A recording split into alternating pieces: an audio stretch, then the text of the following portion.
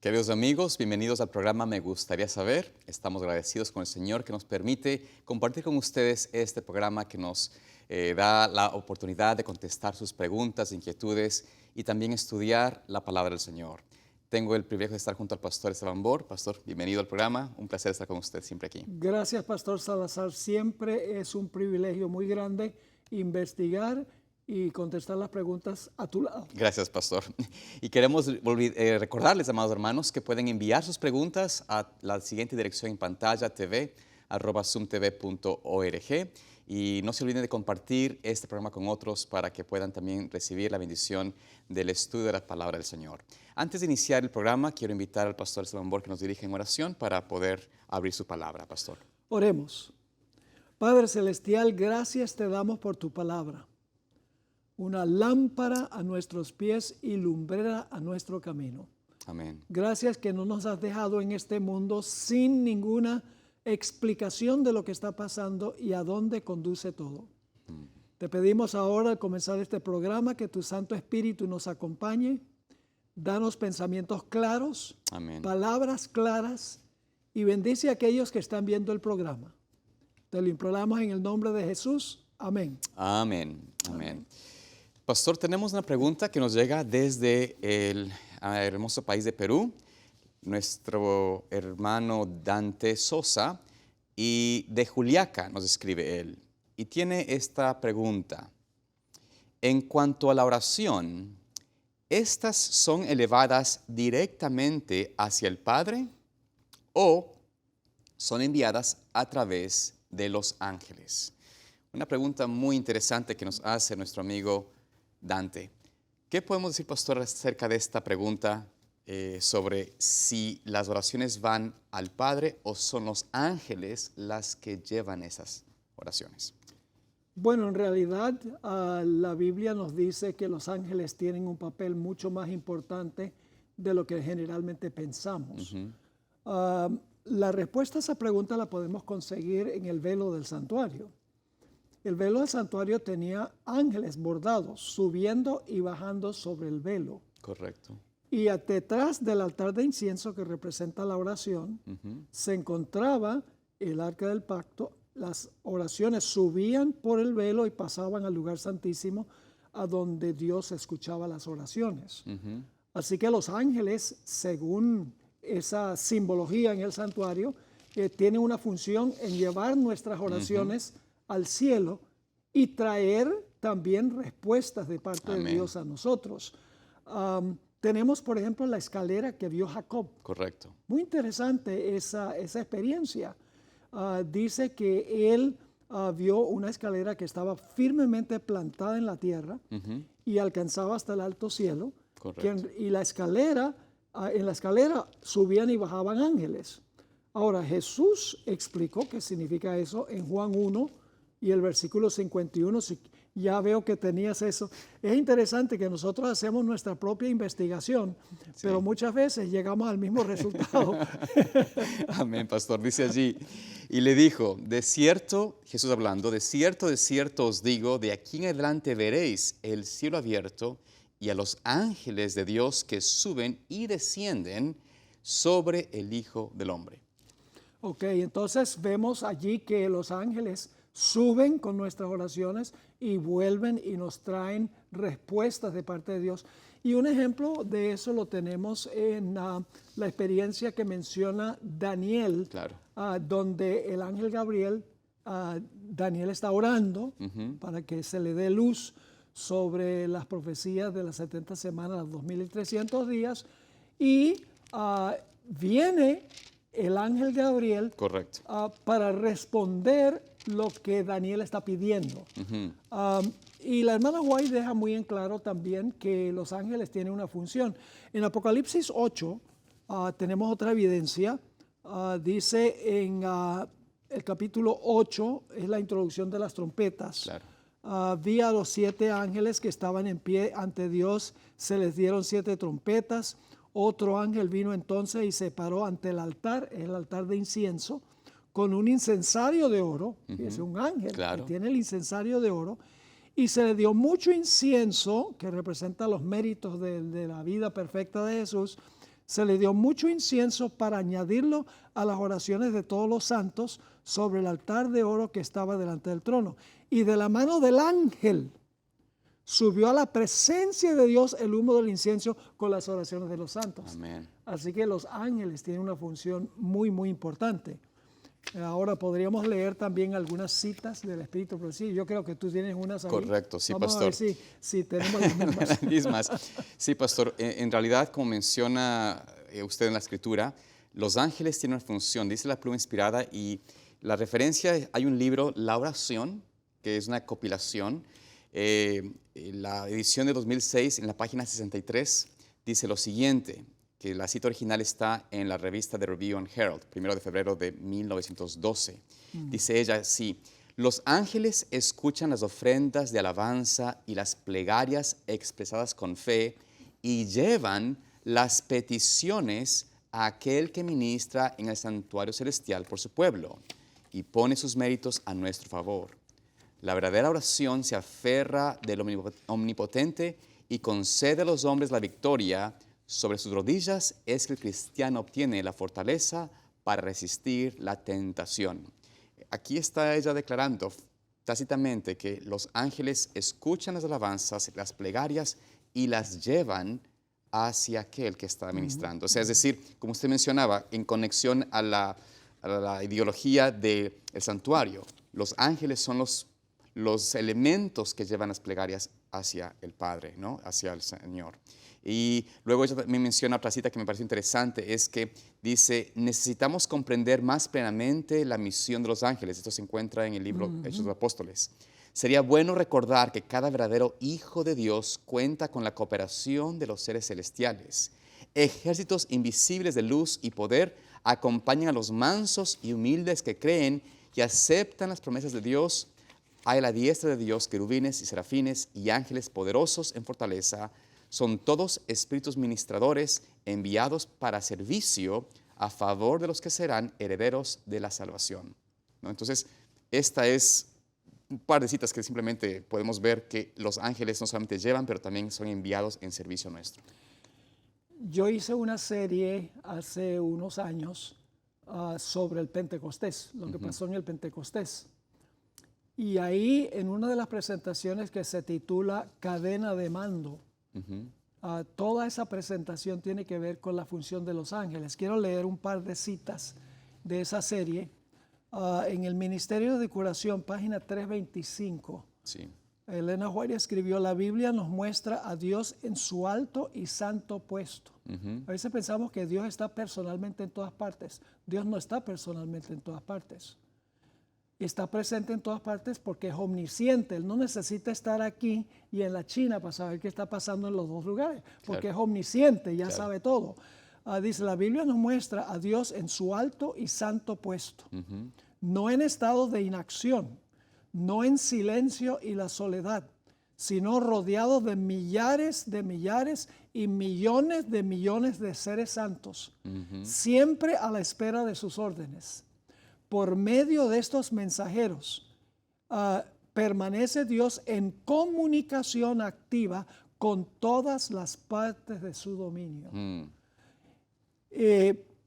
Yo siempre he abogado por una doctrina fundamental número 29, y es la función de los ángeles, porque la Biblia está llena de descripciones sobre la función de los ángeles. Una cosa que siempre sorprende a la gente cuando yo lo menciono es que los milagros que hizo Jesús eran en realidad desempeñados por los ángeles, por mandato de Jesús. Correcto. Quiero leer una cita y luego dar una ilustración que da la Biblia. Deseado de todas las gentes 117. Los ángeles de Dios pasan siempre de la tierra al cielo y del cielo a la tierra. Los milagros de Cristo a favor de los afligidos y dolientes fueron realizados por el poder de Dios mediante el ministerio de los ángeles. Y es por medio de Cristo, por el ministerio de sus mensajeros celestiales, que nos llega toda bendición de Dios. Amén. Tremenda cita. Y luego, la hermana White tiene una ilustración de esto. No sé si a lo mejor te acuerdas del caso del centurión. Por supuesto. Vamos a leer ese pasaje en Mateo 8, 5 al 10. Y luego voy a leer una cita de la hermana White.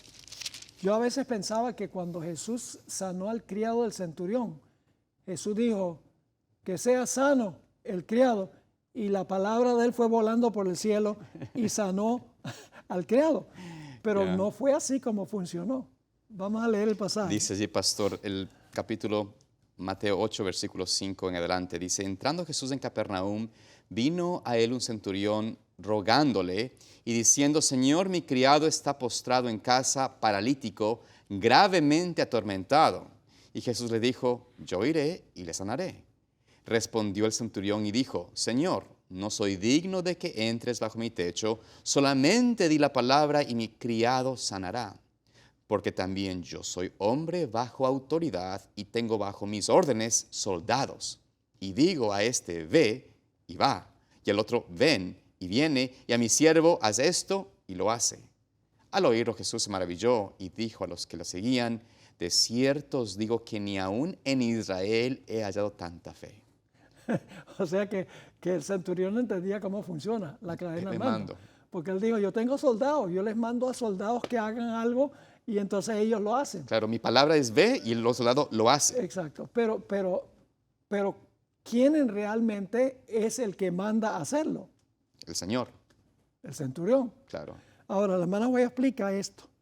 En el deseado, página 283, está citando las palabras de como si estuviera hablando el soldado. Como represento el poder de Roma y mis soldados reconocen mi autoridad como suprema, así tú representas, está hablándole a Jesús, tú representas el poder del Dios infinito y todas las cosas creadas obedecen tu palabra. Puedes llamar a tus mensajeros celestiales y ellos impartirán virtud sanadora. Wow. Pronuncia tan solo la palabra y mi siervo sanará. Los ángeles son mucho más importantes que lo que nosotros generalmente hemos pensado. Tuvieron un papel muy importante en el Pentecostés. Por supuesto. Fíjate que es interesante que en la Torre de Babel dice que Dios confundió las lenguas de los constructores. Así es. Pero la hermana White dice que Dios mandó dos ángeles que confundieron las lenguas. Y en el Pentecostés, la hermana White tiene citas donde ella dice que el don de lenguas en el Pentecostés fue impartido por el Espíritu Santo a través del ministerio de los ángeles. Entonces los ángeles son supremamente importantes, más importantes que lo que pensamos. Tenemos ahora mismo un ángel guardián aquí. Por supuesto. No lo podemos ver, pero aquí está. Son, dice la pluma inspirada, que tenemos un ángel guardián y además de ellos miles de ángeles que están trabajando en favor de nosotros, o sea, de su pueblo, de los hijos de Dios. Amén. Por eso Cristo menciona, tal vez con esto para como dar un énfasis a esto, dice en Mateo 18:10, dice Jesús, mirad que no menosprecéis a uno de estos pequeños, porque os digo que sus ángeles en los cielos ven siempre el rostro de mi Padre que está en los cielos. Es decir, cada uno tiene un ángel y está al lado de nosotros y tienen acceso al Dios continuamente. No tienen que estar nosotros, ¿sabes? No tenemos que pensar que estamos solos, estamos acompañados de cada ángel. La pluma inspirada menciona también esto en el Conflicto de los Siglos, la página 566. Dice, cada discípulo de Cristo tiene su ángel guardián respectivo. Estos centinelas celestiales protegen a los justos del poder del maligno. Así lo reconoció el mismo Satanás cuando dijo, ¿acaso teme Job a Dios de balde? ¿No le has cercado alrededor de él y su casa y todo lo que tiene? El medio de que Dios se vale para proteger a su pueblo está indicado en las palabras del salmista, el ángel de Jehová acampa alrededor de los que le temen y los defiende. Entonces, son los ángeles, los ministros celestiales enviados para servirnos, que nos guardan y hacen la función de proteger, de efectuar en favor nuestro. Inclusive hay cosas más que ellos hacen. Nos sugieren en la mente lo que debemos decidir, hablar, compartir, etc. Hay muchas cosas que ellos hacen y creo que es importante que las personas puedan de alguna forma estudiar esto con más profundidad, ¿no? Pero es una bendición contar con ese privilegio de tener ángeles ministradores que funcionan en favor Amén. nuestro, ¿no? Tal vez puedo leer una cita más. Claro. Nos hemos extendido más en esta pregunta que lo normal, pero hay tanto que decir en Claro. cuanto a esto para que quede claro el Por concepto. supuesto. La respuesta a la pregunta es que los ángeles sí llevan nuestras peticiones Por supuesto. al trono de Dios Claro. y traen las respuestas de Dios también. Correcto. Esta cita es tremenda, viene de la revista Youth Instructor, una revista que se publicaba en los tiempos de la hermana White para los jóvenes. Sí. Julio 5, 1894. Por medio del ministerio de los ángeles, el Espíritu Santo es capaz de obrar sobre la mente y el corazón de la gente humano para traerlo a Cristo. Increíble. Luego dice, pero el Espíritu de Dios, que según ya definido por medio del ministerio de los ángeles, pero el Espíritu de Dios no interfiere nunca con el libre albedrío de la gente humano. El Espíritu Santo es dado para ayudar a fin de que el agente humano coopere con las inteligencias divinas y su tarea consiste en atraer al alma, pero no obligarla a obedecer. Así que el Espíritu Santo desempeña su obra Sí. por medio del ministerio de los ángeles. Es un concepto que parece medio extraño, diferente que lo que generalmente se piensa, pero tiene una firme base bíblica y en el espíritu de profecía. Y hace también más, en realidad, cuando estudiamos esto y entendemos esto, vemos mayor claridad en cómo el sistema de cadena de mando del cielo funciona, cómo los ángeles son ministros espirituales, especiales, que nos ayudan y están de una forma sometidos a la voluntad de Dios, a la voluntad del Hijo del Espíritu Santo para trabajar en favor nuestro. Entonces, yo creo que da más para mí, por lo menos de mi experiencia personal, me da mayor certeza de la manera como Dios opera. No hay tanto misticismo, es más bien una realidad de cómo Dios opera en favor nuestro, ¿no? A veces pensamos más en criterios, no sé, de algo místico, de una cuestión que es difícil de definir, pero en realidad vemos que Dios ha definido para que tengamos una claridad, que sí, tenemos a seres celestiales que están en nuestro alrededor para cuidar, para Amén. proteger, para ministrar. Y si tenemos eso en mente, no nos sentaremos nunca solos, ¿no? Cristo nos afirma de que está con nosotros y es porque a través de sus ángeles Él está a favor nuestro y en Amén. favor de sus hijos. Bueno, Amén. Pastor, vamos a la siguiente pregunta. Vamos. Qué cosa. La siguiente pregunta nos viene desde México, de la Ciudad de México. Esta es una interesante pregunta. Genaro Gallardo nos dice lo siguiente. Hola hermanos, hermanas y pastores, que el Señor les llene de bendiciones. Tengo una duda respecto a Levítico 16, versículo 8, que dice, Aarón echará suertes sobre los dos machos cabríos. ¿Qué significa echar suertes? Espero que me puedan sacar de esta duda y sin más, por el momento les agradezco y que el Señor los siga utilizando en ese ministerio para llevar su nombre a todo el mundo. Amén por eso. Pero, pastor, tal vez la pregunta de nuestro hermano es en función a este versículo que habla de que Aarón echará suertes. La pregunta que él tiene es, ¿qué significa eso de echar suertes? ¿No? Bueno, no se sabe específicamente el método que usaron los apóstoles. En la antigüedad se usaban métodos parecidos a los que usan en Las Vegas hoy en día. Pero yo estoy seguro que esa no era la forma en que caro sello, ¿verdad? Claro, sí. Como se usa hoy en día. Sí. En realidad, Dios tenía un método en el santuario donde podía mostrar su voluntad y era a través del Urim y el Tumim, las dos piedras que estaban en los hombros del sumo sacerdote. Claro. Cuando uno se oscurecía, significaba que Dios decía que no, y cuando uno resplandecía, entonces significaba que Dios decía que sí en ese caso. Es posible, como estamos hablando del sumo sacerdote que está haciendo eso, que se trata del Urim y el Tumim, aunque el texto no lo dice específicamente. Claro. Pero también echaron suertes a los apóstoles cuando iban a escoger entre Matías y el otro personaje, ¿verdad? Sí. Que entre los dos escogieron, Claro. y la suerte cayó sobre Matías. Así que, ¿qué método específicamente usaron en ese momento cuando no había Urim y Tumim? No sabemos específicamente. Yo no he encontrado ninguna explicación. Claro, no hay una claridad exactamente porque Dios nos revela eso y tal vez para nuestro beneficio es que no se reveló esa situación porque quizás hoy en día la gente estaría usando eso para, para no tomar decisiones coherentes a la palabra, sino simplemente echemos suertes para definir, ¿no? Alguna Sí. cosa y no es así, ¿no? En la iglesia no se echa suertes para elegir al diácono o al anciano, no es ese sistema, ¿no? Ya hay que tomar las cosas más bien de conjunto, en sabiduría, entender y deben, creo yo, que comprender que este sistema era más en base a lo que Dios estableció en el pasado, pero cómo lo harían, no hay una claridad al respecto, ¿no? El asunto sería que supongamos que Dios hubiera usado el carosello. Dios hubiera movido la moneda a la persona que él quería, Claro. ¿verdad? Pero no sabemos exactamente, pero es un método que la Biblia apoya, Sí. porque lo usaron. Inclusive se usó por gente no del pueblo de Dios, como el caso de Jonás, para encontrar al culpable, ¿no?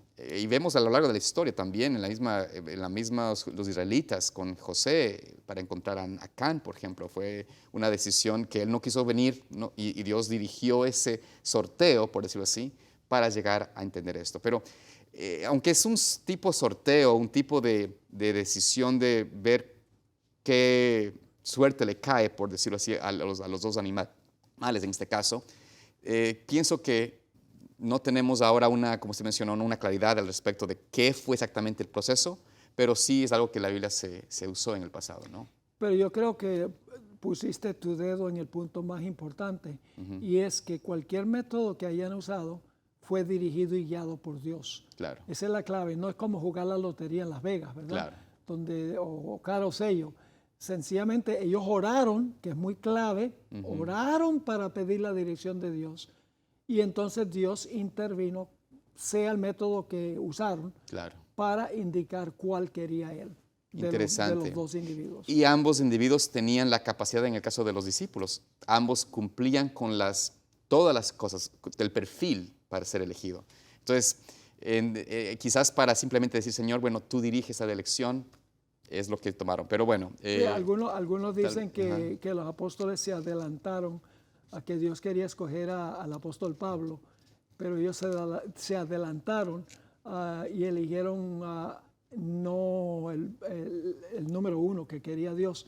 Pero la hermana White dice claramente que Saulo de Tarso, que llegó a ser Pablo, tomó el lugar de la persona que él martirizó.